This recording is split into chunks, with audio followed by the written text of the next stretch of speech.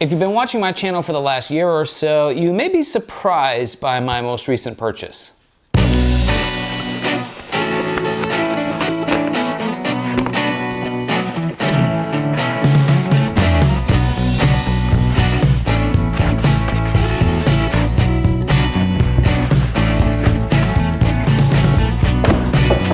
I bought a telescope.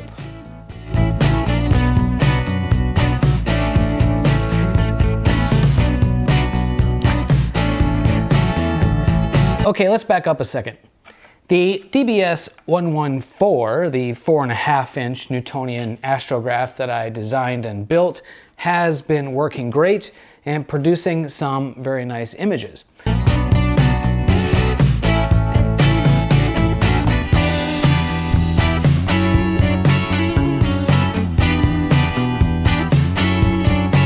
It's also been quite popular, at least for one of my projects, and the video for this build was one of the most popular on my channel in a long time.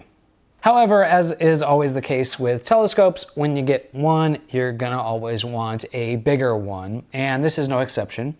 Going from a 4.5-inch primary mirror to a 6-inch primary mirror would be a decent jump up, and I kind of have a suspicion that 6 inches is gonna be kind of pushing the limits as to what's practical to do with 3D printing, right? You're gonna be a lot of plastic to print, longer, bigger, heavier, etc. So for this type of construction technique, I kind of feel that that's probably pushing the limit as to, what's practical. Also, the weight of a 6-inch telescope and the pixel scale it will give with my camera will really be pushing the limits of what my mount is capable of for accurate guiding. Well, even this little telescope was kind of pushing the limits, so we're talking even bigger and even narrower field of view.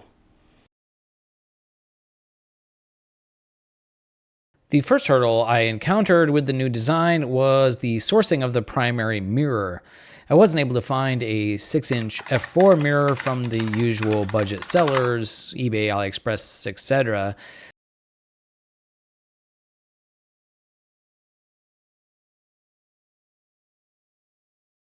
Agena Astro sells the GSO brand mirrors, including a 6-inch f4, but they were not in stock. However, the complete 6-inch f4 GSO telescope was in stock, and at $400, it's just slightly more expensive than sourcing the mirrors and the focuser independently. Why f4 and not f5 or f6? Well, f4 is going to be the fastest, so the lowest total integration time required to get those faint details.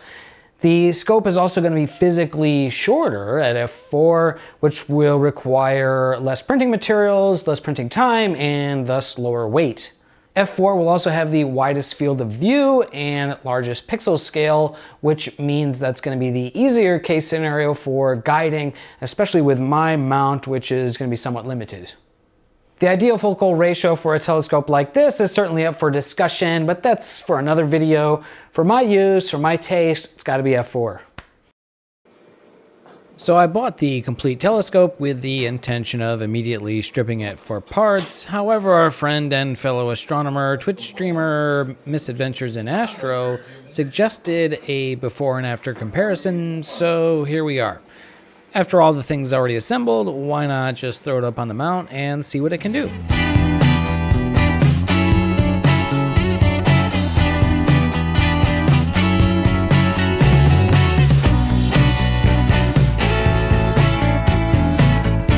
So why not just buy and use the stock GSO Newtonian? At $400, that's a pretty good price. However, there are some limitations with these stock GSO and similarly branded Newtonians when it comes to imaging. We had a live stream with our friend Dan Watt, fellow telescope builder and astrophotographer, astronomer, who has a lot of experience building Newtonians and working with the limitations of these sort of off-the-shelf Newtonians for imaging. These limitations include, number one, the inside diameter of the tube itself is a little bit too small, so that doesn't allow room for light baffles, and so that can result in a bit of reduced contrast in the image. Number two, the steel tubes that these things are constructed out of are subject to changes with temperature, thermal changes, steel has a relatively high coefficient of thermal expansion, unlike other materials, and so you could lose collimation over a night of imaging as the temperature drops. Number 3, these secondary spider vanes. Basically the way they mount to the tube, they are subject to getting twisted. They can get twisted both by trying to tension or tightening the vanes, but also from just adjusting the collimation screws over time, these secondary vanes can become twisted. That will result in a split or like a Y-shaped diffraction spike, which is rather off-putting. Number 4, the primary mirror cell just isn't very good. It's made to be very cheap and inexpensive to manufacture, but for imaging, it's just not quite what we need. It's either gonna hold the mirror too loose or too tight. Too loose results in what we call a mirror flop, and as the telescope slews from one side of the pier to the other, you can lose collimation if the mirror shifts a little bit. If it's too tight, the mirror won't shift, but it will result in pinched optics where the stars look like little triangles instead of little dots. Number 5, and also to do with the primary mirror cell, it has 3 little clips. It's these little L-shaped brackets that hold the mirror down. Those protrude into the light path a little bit and will cause additional diffraction spikes in between the main diffraction spikes. And number 6, there's no fan on the back side of it. You don't really need a fan. A fan can be nice and handy to have though. Fan blowing through the tube constantly can help prevent dew, at least in these sort of lower humidity environments that we image from in Southern California. Tend to not have a lot of dew, but so all we really need is a fan. Don't need dew heaters, just a fan blowing air up through the back of the tube can prevent dew and also help break up boundary layers and cool the mirror off and that stuff. My design for the DBS 150 will attempt to resolve all of these issues.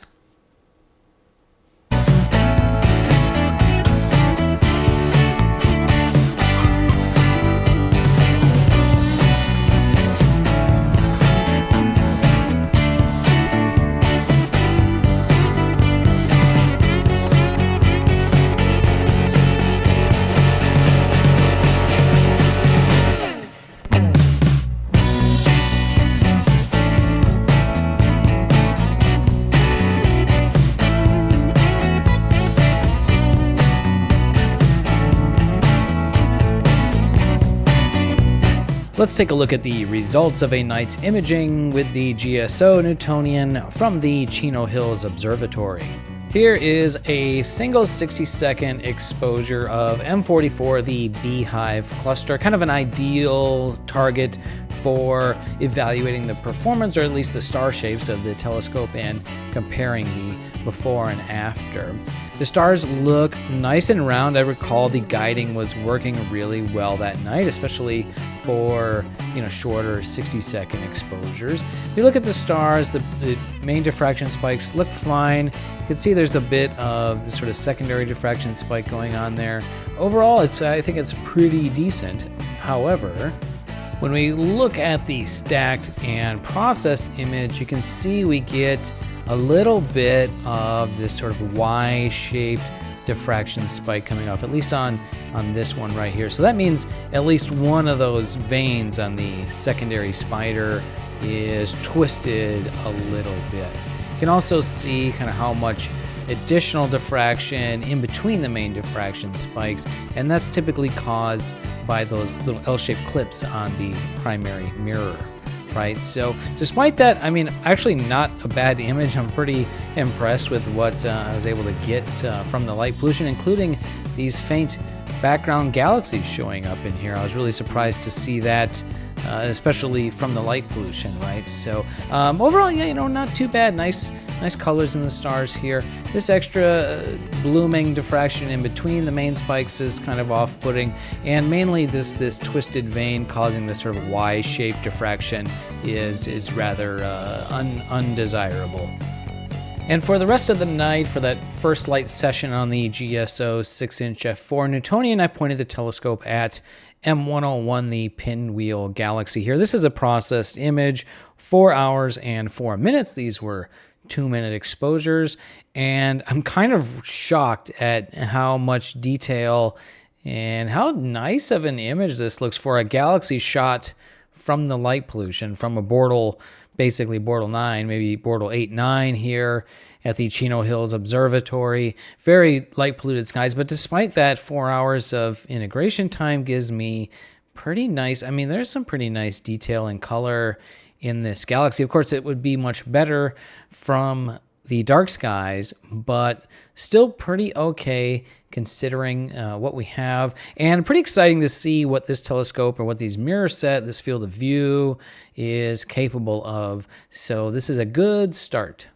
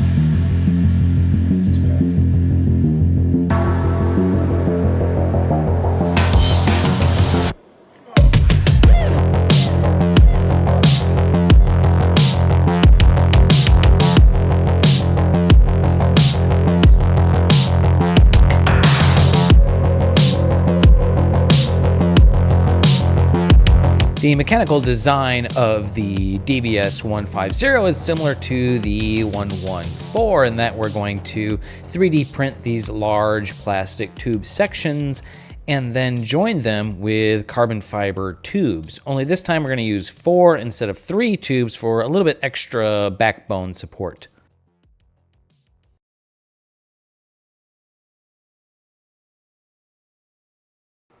Before we get to the build, I want to stop and take a moment to acknowledge and thank the supporters of this channel. Over on Patreon, we have Dave Raphael, Meryl Steele, Michael Pegwignot? That's a tough one. Sorry, Michael, I appreciate your support. Tevis C., Brett Benzinger, and Jeffrey Jorgensen. Thank you guys so much. On YouTube, I can't seem to find the name of the supporter. We have one channel member right now, and I think that was also Brett. Thanks, Brett. You're awesome. And then we have some Twitch subscribers over on Twitch. Mazif M. Ritos, Adam SKPK, John Klopp, Mithridites Astro, Chegg the Meg, Tapioca, and JB. You guys are awesome. Thanks so much. For everybody else, thanks for being here, watching the videos. I appreciate you. If you'd like to support the channel, I'll have the links to the Patreon down below. You can also join here on YouTube or subscribe to the live streams on Twitch. Back to the video. The secondary mirror support is a 4-vane offset design using 1mm carbon fiber sheet for the vanes. The vanes slide into notches in the front of the main tube and are secured in place with M4 set screws.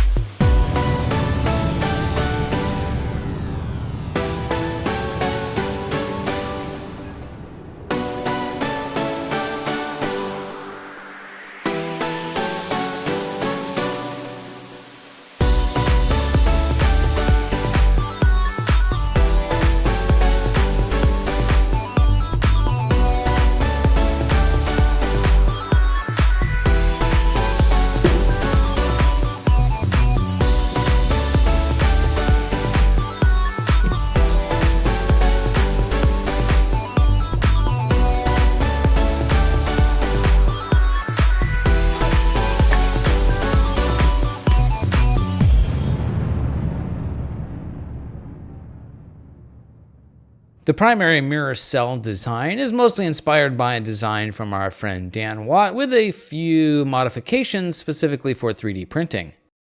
It's a 3-point cell design using 3 ball bearings at the base, and 3 wiffle trees for edge support, which also use ball bearings for contacting the mirror. For adjusting the tightness of the wiffle trees, I'm using eccentric nuts from 3D printers. This way, all you have to do is rotate the eccentric nut to slide the wiffle tree in and out.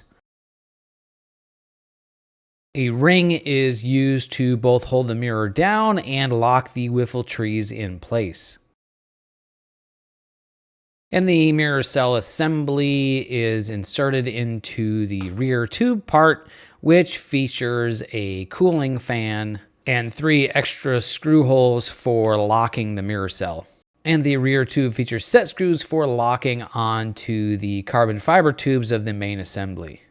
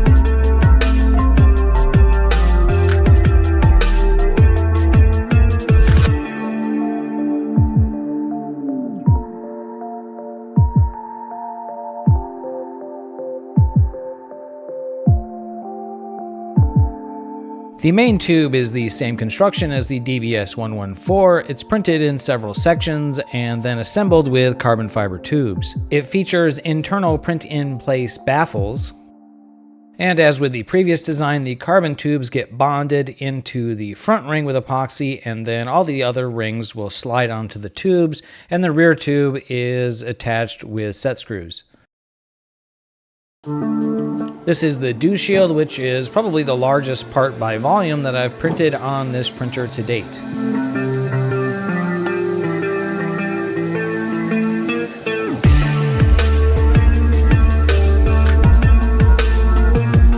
I'm also installing flocking material to the inside of the tube in between the baffles to further help cut down on reflections.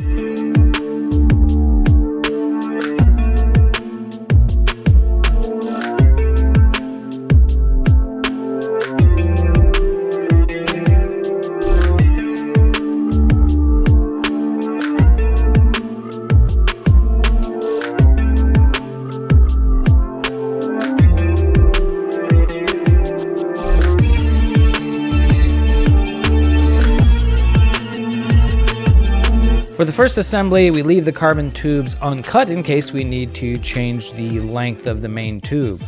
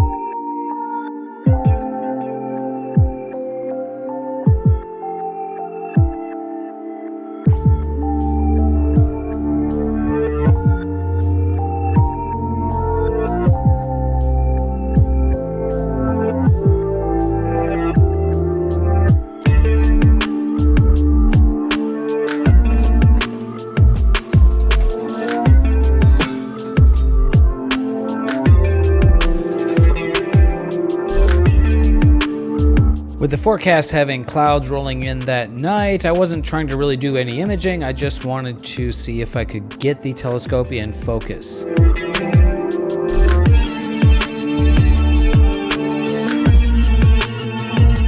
I was unable to get even a faint airy disc, which means this thing is grossly out of focus. A quick sanity check just by comparing it to the stock GSO tube, and I can see that, yeah, this is a bit too long.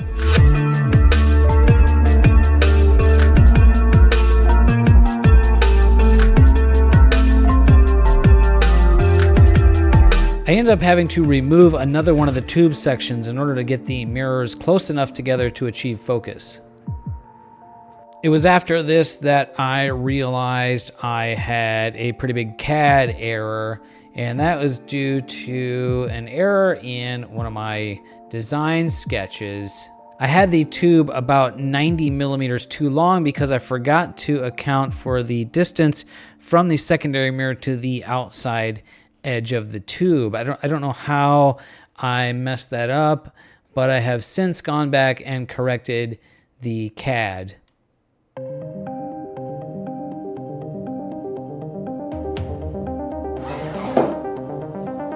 I was able to fix this error in the prototype by just omitting one of the tube sections and making another one of them shorter. This does, however, mean that the baffles aren't quite in the correct size and shape, but we'll just go with it for now.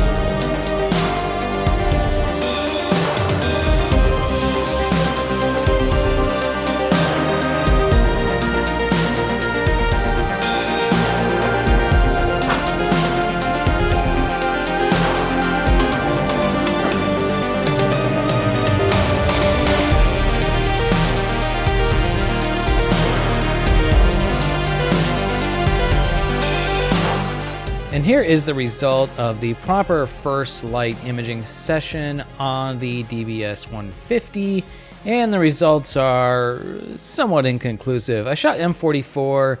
the beehive cluster again so we could compare.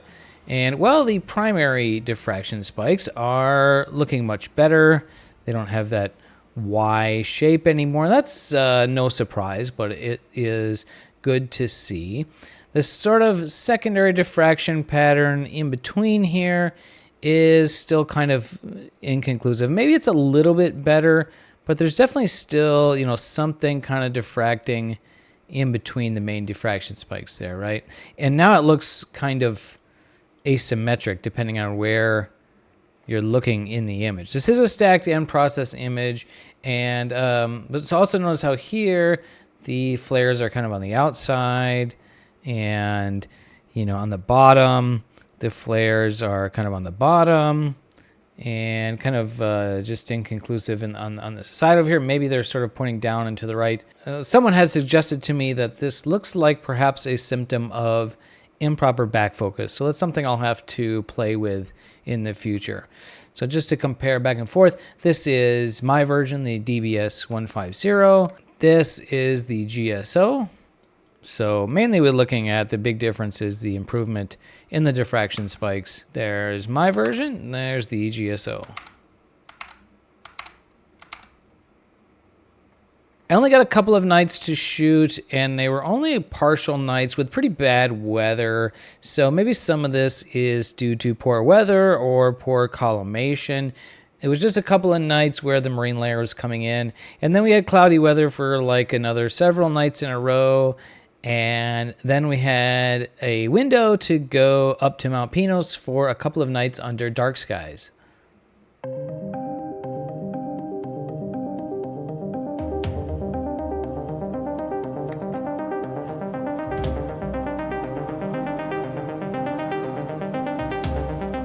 I was only able to get a few hours of imaging spread across a couple of nights with the new scope before heading up to Mount Pinos for the dark skies.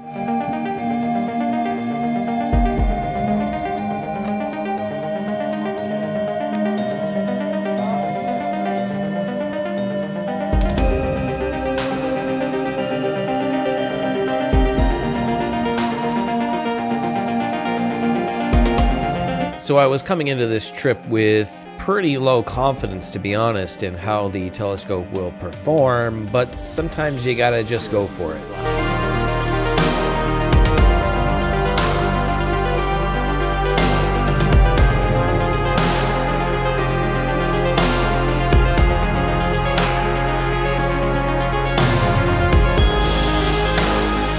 After all, the new moon only comes around once a month, and our opportunities for getting out underneath the really dark skies are limited.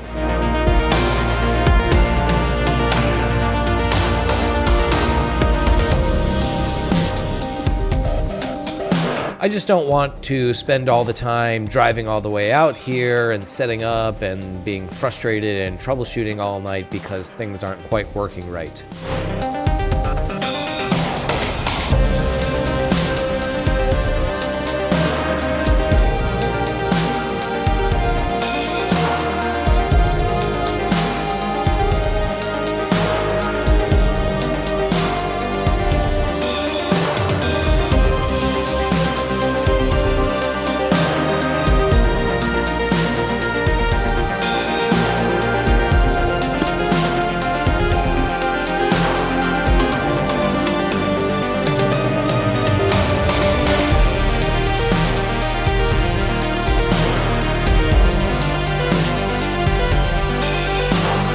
We ended up getting 2 nights. The first night was absolutely perfect. You probably couldn't ask for better conditions. The second night had some wind on and off that kind of ruined about half of the night.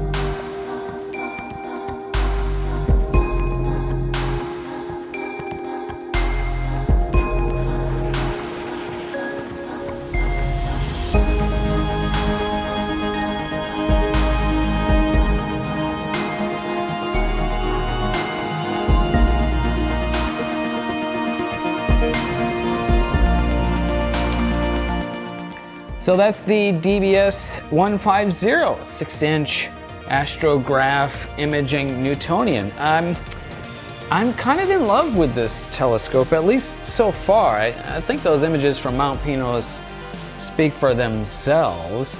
There's still maybe a lot of tweaking and tuning that can be done on this, and I'm still not sure about some things like the mirror cell design. Hasn't seen a lot of use, and will it hold collimation throughout the night as the telescope slews from one side to another. I have a suspicion that the secondary spider may be not quite stiff enough, and that can perhaps lead to some collimation shift over a night of imaging.